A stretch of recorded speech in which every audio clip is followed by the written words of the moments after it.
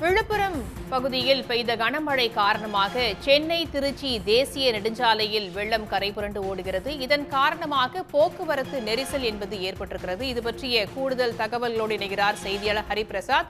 ஹரிபிரசாத், வரலாறு காணாத ஒரு மழை அப்படின்னு சொல்லலாம். விழுப்புரம் பகுதியில் அந்த அளவுக்கு மழை பெய்திருக்கிறது. இதன் காரணமாக தற்போது அங்கு போக்குவரத்து நெரிசல் அப்படிங்கிறது ஏற்பட்டிருக்கு. என்ன நிலவரம் காணப்படுகிறது?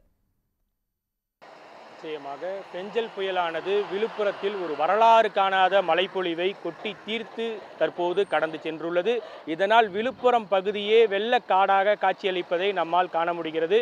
தொடர்ந்து தற்போது நாம் நின்று கொண்டிருக்கின்ற இந்த பகுதியானது விழுப்புரம் திருச்சி தேசிய நெடுஞ்சாலையில் நாம் நின்று கொண்டிருக்கின்றோம். இங்கு அருகே உள்ள ஏரியிலிருந்து அதிக அளவிலான உபரி நீரானது விழுப்புரம் திருச்சி தேசிய நெடுஞ்சாலையில் பெருக்கெடுத்து ஓடுவதால் அந்த வழியாக செல்லும் வாகனங்கள் சுமார் 3 கிலோமீட்டர் தூரத்திற்கு நீண்ட வரிசையில் காத்திருப்பதை நம்மால் காண முடிகிறது.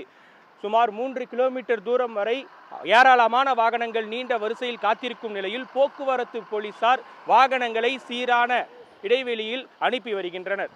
தொடர்ந்து இந்த பகுதியில் கடுமையான போக்குவரத்து நெரிசல் இருந்த போதிலும் முந்தி செல்ல முயன்ற லாரி ஒன்று தற்போது அருகே உள்ள அதாவது இந்த தேசிய நெடுஞ்சாலையில் அருகே உள்ள சாலையோர பள்ளத்தில் கவிழ்ந்து விபத்துக்குள்ளான சம்பவத்தையும் நம்மால் நேரடியாக காண முடிகிறது.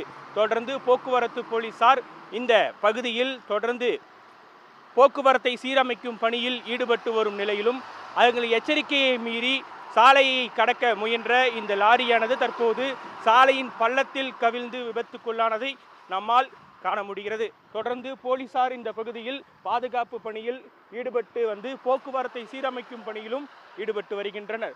சுமார் நீண்ட தொலைவிற்கு விழுப்புரம் திருச்சி தேசிய நெடுஞ்சாலையில் 3 மணி நேரத்திற்கு மேல 3 கிலோமீட்டர் தூரத்திற்கு போக்குவரத்து நெரிசலானது இருந்து வருகிறது. நேற்றைய தினம் முதலே இந்த பகுதியில் கடுமையான போக்குவரத்து நெரிசல் இருந்து வரும் நிலையில் தொடர்ந்து காவல்துறையினர் இந்த போக்குவரத்தை சீரமைக்கும் பணியில் ஈடுபட்டு வருகின்றனர்.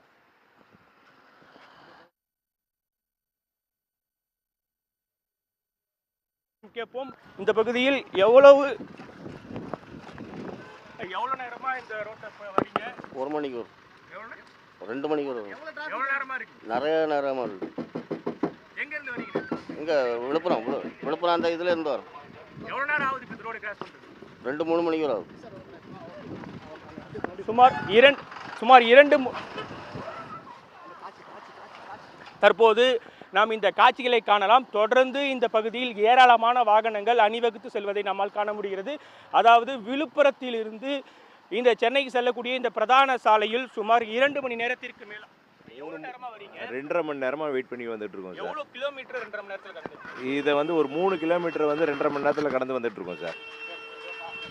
சுமார் 2-3 கிலோமீட்டரை கடப்பதற்கு கூட 2-3 மணி நேரம் ஆவதாக வாகன ஓட்டிகள் நம்மிடம் தெரிவிக்கின்றனர். தொடர்ந்து ஏராளமான வாகனங்கள் நீண்ட வரிசையில் காத்திருப்பதையும் நம்மால் காண முடிகிறது.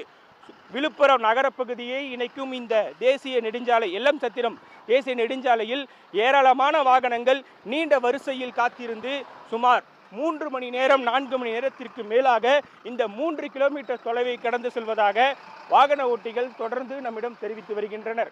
இந்த பகுதியில் கடுமையான போக்குவரத்து நெரிசல் ஏற்பட்டிருக்கும் நிலையில் போக போக போக்குவரத்து நெரிசலானது அதிகரித்து கொண்டே போகிறது. சுமார் 5 கிலோமீட்டர் தொலைவு வரை வாகனங்கள் அணிவகுத்து நிற்பதை நம்மால் காண முடிகிறது. உடனுக்குடன் செய்திகளை தெரிந்து கொள்ள சன் நியூஸ் பெல் ஐகானை கிளிக் பண்ணுங்க.